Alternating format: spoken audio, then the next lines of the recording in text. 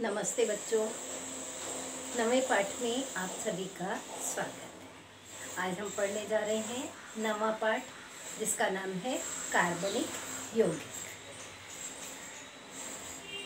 बच्चों, पिछली कक्षा में आपने पढ़ा है कि यौगिकों के कितने प्रकार होते हैं? 2 प्रकार। पहला जैविक यौगिक और दूसरा अजैविक यौगिक। तो प्रकृति में मिलने वाले पदार्थों में धातु, कांच और मिट्टी को छोड़ करके हमारे खाद्य पदार्थ से लेकर ईंधन तक अधिकतर सभी वस्तुएं जैविक यौगिकों से बनी हुई हैं। और बच्चों, कार्बन से बने हुए यौगिक को हम बोलते हैं कार्बनिक यौगिक। तो ये जैविक यौगिक जो होते हैं वो कार्बनिक यौगिक भी कहलाते हैं। तो अधिकतर जैविक यौगिक कार्बनिक यौगिक हैं, परंतु कुछ अपवाद के रूप में कार्बन से बने हुए यौगिक भी हैं जो अजैविक हैं, जैसे carbon dioxide, carbon monoxide, carbonate लवण और बाइकार्बोनेट लवण। ये अजैविक यौगिक हैं। तो कार्बनिक यौगिक हम किसे कहते हैं?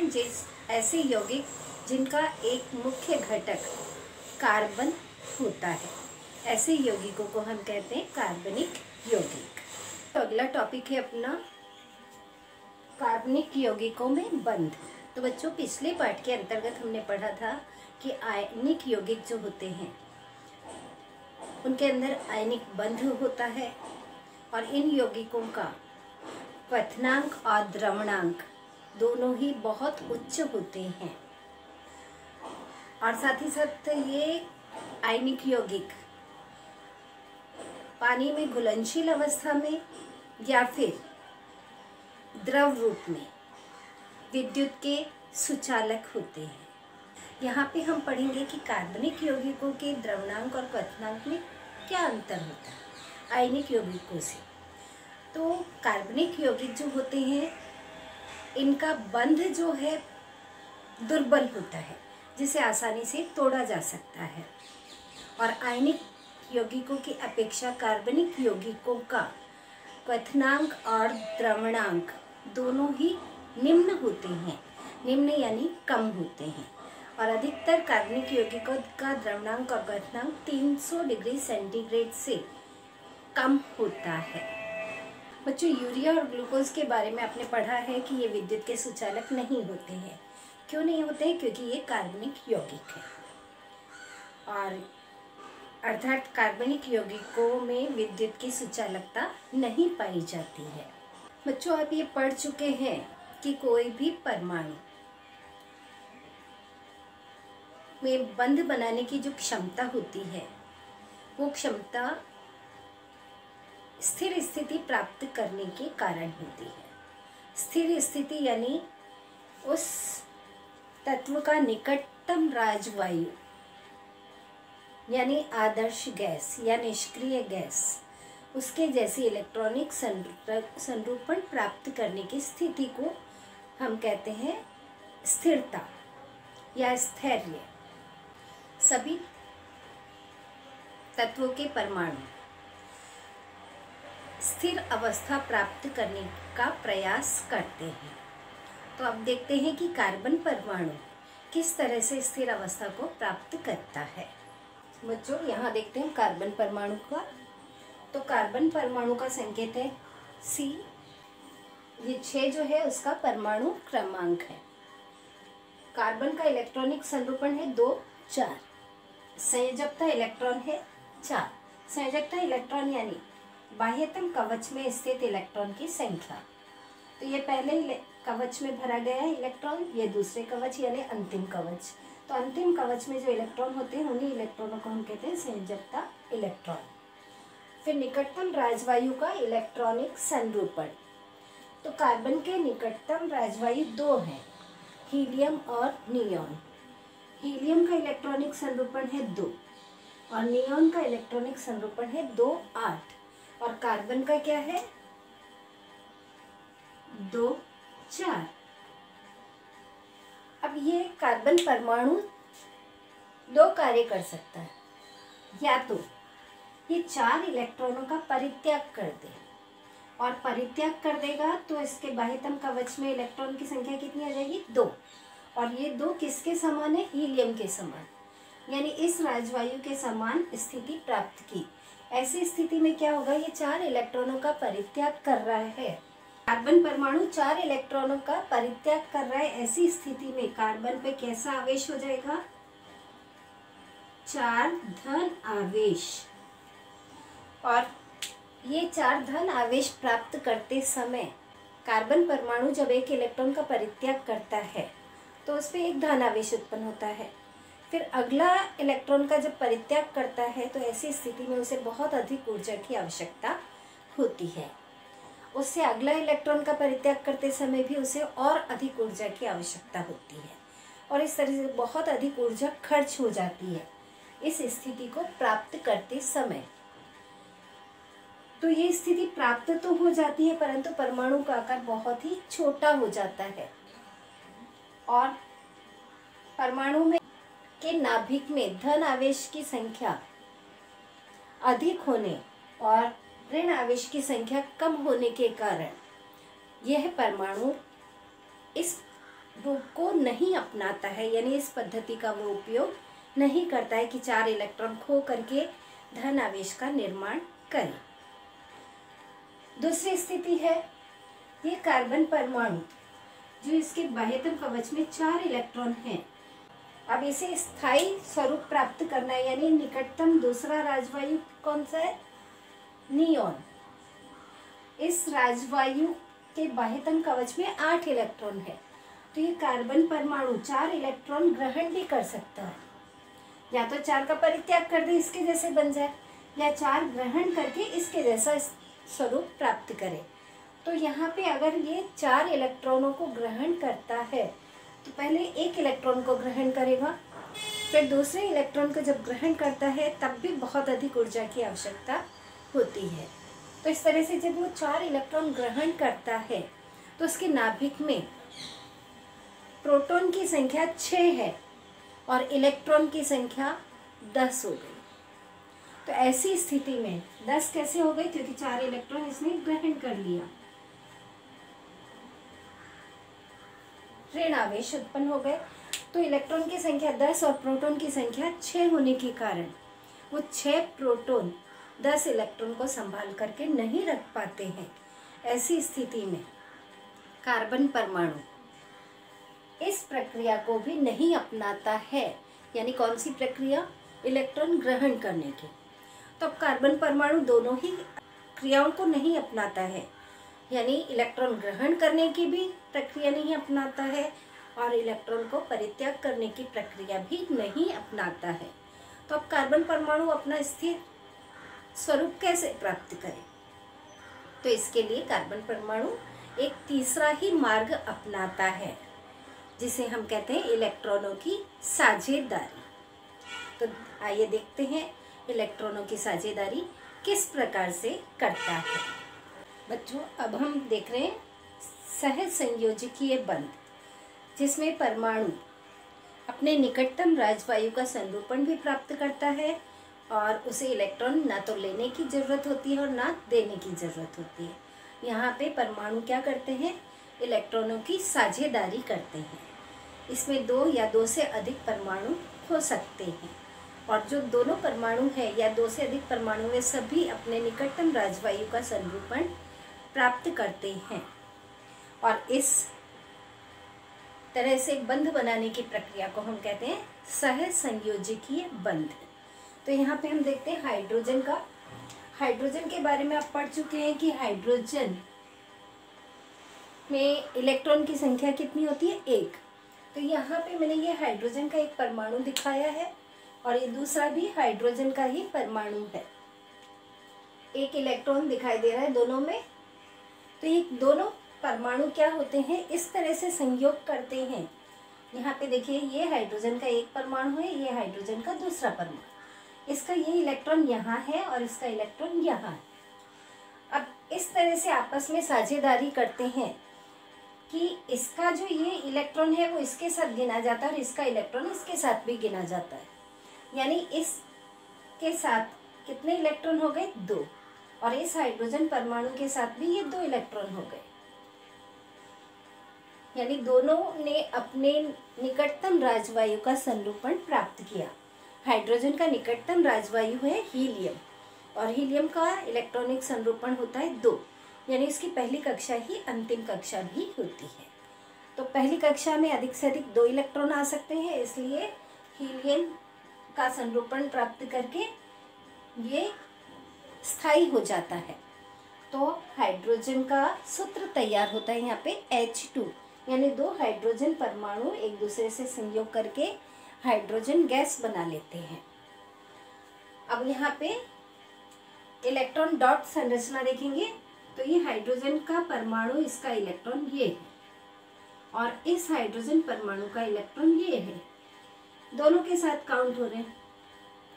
तो जब एक एक इलेक्ट्रॉनों की साझेदारी हो रही है यहाँ पे, इसका भी द्विक पूरा हो गया और इसका भी द्विक पूरा हो गया। अब यहाँ पे इलेक्ट्रॉन की साझेदारी एक एक इलेक्ट्रॉनों की है, इसलिए हम ये इस तरह से एक रेखा बना देते हैं। तो इस तरह से क्या बन गया? ये हाइड्रोजन का एक अणु। और इस तरह से बनने वाले बंध को हम कहते हैं सहसंयोजकीय बंध। अगर परमाणु एक एक इलेक्ट्रॉनों की साझेदारी करता है तो एक इस तरह से सिंगल बॉन्ड बनता है और इसे हम कहते हैं एकल सहसंयोजकीय बंध। और अगर 2-2 इलेक्ट्रॉनों की साझेदारी करता है कोई परमाणु तो उससे हम कहते हैं द्विसहसंयोजकीय बंध। और यहाँ पे एक लाइन की अपेक्षा 2 लाइन आएंगी, वो हम देखते हैं किस तरह से। तो कार्बन परमाणु जो होता है वो भी अन्य तत्व या अन्य परमाणुओं के साथ सहसंयोजकीय बंध बना करके स्थायी स्वरूप प्राप्त करता है। और किसके जैसा इलेक्ट्रॉनिक संरूपण प्राप्त करता है? नियॉन के समान। यानी कार्बन परमाणु बाह्यतम कवच में 8 इलेक्ट्रॉन पूरा करने का प्रयास करता है। बच्चों, इस रेखा संरचना को, ये रेखा द्वारा है, इसे ही संरचना सूत्र भी कहा जाता है। इस संरचना को हम क्या बोलते हैं? इलेक्ट्रॉन डॉट संरचना, और इसे कहते हैं इलेक्ट्रॉन रेखा संरचना या फिर संरचना सूत्र। यहाँ बच्चों हम दोहरे बंध के बारे में देखते हैं। तो ऑक्सीजन का जो होता है परमाणु, ऑक्सीजन का इलेक्ट्रॉनिक संरूपण होता है 2-6, यानी ऑक्सीजन के बाह्यतम कवच में 6 इलेक्ट्रॉन है। तो ये 6 इलेक्ट्रॉन, इसी की अष्टक स्थिति प्राप्त करने के लिए कितने इलेक्ट्रॉन की आवश्यकता है? 2 इलेक्ट्रॉन की आवश्यकता है। तो क्या करते हैं, 2 ऑक्सीजन परमाणु आपस में मिल करके सहसंयोजकीय बंध बना लेते हैं। तो यहाँ पे मैंने ये ऑक्सीजन का परमाणु बनाया, ये पहली कक्षा और ये अंतिम कक्षा। हमें अंतिम कक्षा को ही बनाना है यहाँ पे, तो इसलिए पहली कक्षा में इलेक्ट्रॉन नहीं दिखाए हैं। वैसे पहली कक्षा में कितने इलेक्ट्रॉन होते हैं? 2 इलेक्ट्रॉन। तो ये क्या करते हैं, बाहरी कक्षा में 6 इलेक्ट्रॉन है, इसके भी बाहरी कक्षा में 6 इलेक्ट्रॉन, ये इन 2-2 इलेक्ट्रॉनों की साझेदारी करते हैं। अब यहाँ पे देखेंगे साझेदारी करते हुए दिखाया है। तो ये इस वाले के 2 इलेक्ट्रॉन ये हैं और इस वाले के 2 इलेक्ट्रॉन ये हैं। यानी इसके अंदर कितने इलेक्ट्रॉन हो गए टोटल? 2, 2, 4 और ये 4, 8 हो गया इसका अष्टक पूरा। उसी तरह से इसका भी अष्टक पूरा है, 4, 2, 6 और 2, 8। यानी क्या बन गया यहाँ पे? ये ऑक्सीजन का अणु। इलेक्ट्रॉन डॉट संरचना द्वारा देखेंगे किस तरह से दिखाया गया। ये ऑक्सीजन का परमाणु बताया है और ये उसके 6 इलेक्ट्रॉन, 2, 2 और ये 2। उसी तरह से इस ऑक्सीजन के 6 इलेक्ट्रॉन, ये 2-2 इलेक्ट्रॉनों की साझेदारी करते हैं। अगर एक एक इलेक्ट्रॉनों की साझेदारी करते हैं तो हम एक लाइन दिखाते हैं, यानी रेखा संरचना में। यहाँ हमने 2 लाइन दिखाई, यानी 2-2 इलेक्ट्रॉनों की साझेदारी हो रही। और क्या बन रहा है? ऑक्सीजन का अणु। ये ऑक्सीजन का अणु तैयार हुआ। अगर कोई परमाणु 3-3 इलेक्ट्रॉनों की साझेदारी करता है तो उसे हम कहते हैं त्रिसह संयोजकीय बंध। अब देखते हैं किस तरह से 3-3 इलेक्ट्रॉनों की साझेदारी करता है। तो उसका सबसे अच्छा उदाहरण है नाइट्रोजन। नाइट्रोजन का इलेक्ट्रॉनिक संरूपण होता है 2-5, यानी संयोजकता कवच में इलेक्ट्रॉनों की संख्या होती है 5। तो यहाँ पे हम देखेंगे नाइट्रोजन, और नाइट्रोजन का संकेत N, और ये उसके 5 इलेक्ट्रॉन, 2 और 3 यहाँ। इस नाइट्रोजन के 3 और 2 5 इलेक्ट्रॉन। तो ये 3-3 इलेक्ट्रॉनों की साझेदारी करते हैं और नाइट्रोजन का अणु तैयार करते हैं।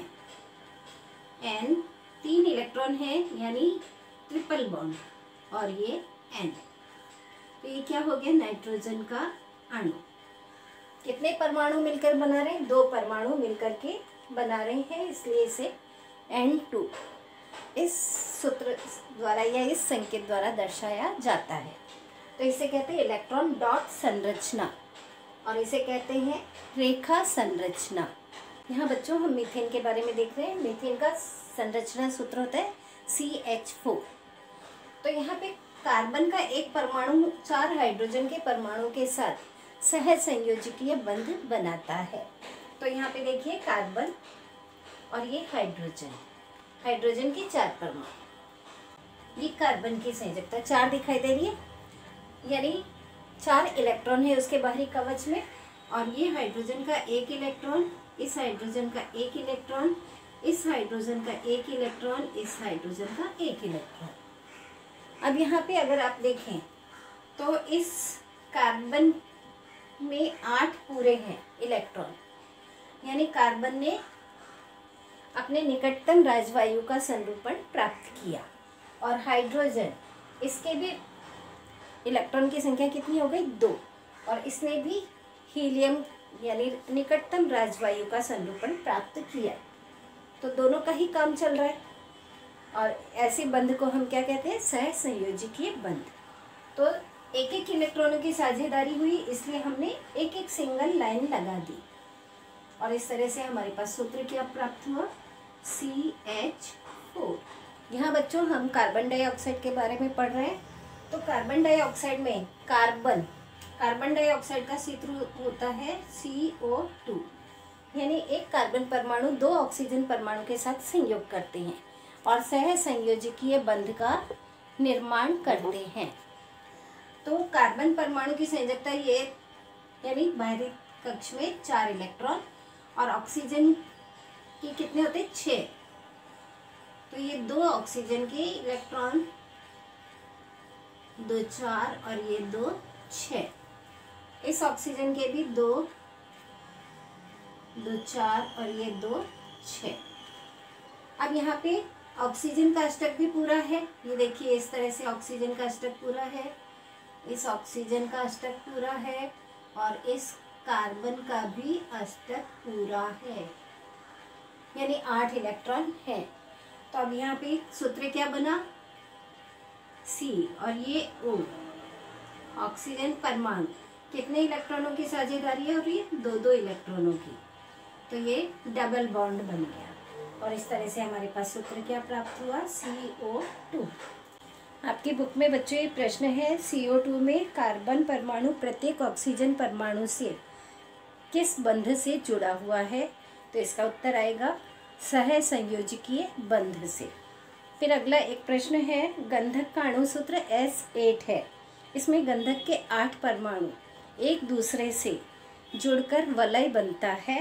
S8 के लिए इलेक्ट्रॉन डॉट संरचना बनानी है, तो देखते हैं कैसे बनती है। बच्चों, सल्फर का अणु S8 बनाने के लिए सल्फर के 8 परमाणु एक दूसरे के साथ सह संयोजकीय बंध का निर्माण करते हैं, और इस तरह से बनने वाली संरचना कैसी होती है, वलयाकृति।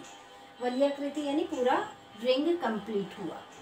यहाँ पे देखिए 3 2 5 6 7 8 सल्फर के परमाणु है, और प्रत्येक परमाणु 2 सल्फर के परमाणु के साथ 1-1 इलेक्ट्रॉनों की साझेदारी करता है। 1 इलेक्ट्रॉनों की साझेदारी इससे की, इसने इससे की, यानी इसके 2 इलेक्ट्रॉन कंप्लीट हो गए। बाहरी कवच में इलेक्ट्रॉन की संख्या 8। तो प्रत्येक देखिए दोनों तरफ से दो दो इलेक्ट्रॉनों की साझेदारी कर रहा है। ये सल्फर इसके साथ कर रहा है, तो एक और एक यहाँ पे, ये सल्फर इससे, ये सल्फर इससे और ये इससे, इस तरह से ये एक वलयाकृति तैयार हुई है। इसे इलेक्ट्रॉन डॉट संरचना के रूप में, जहाँ पे ये सिंगल बॉन्ड है वहाँ पे 2 इलेक्ट्रॉन दिखा देना है प्रत्येक जगह पे। तो इस तरह से हमारे पास सल्फर का अणुसूत्र तैयार हुआ, यानी S8। तो बच्चों वीडियो काफ़ी बड़ा हो गया है, आज के लिए इतना ही। धन्यवाद।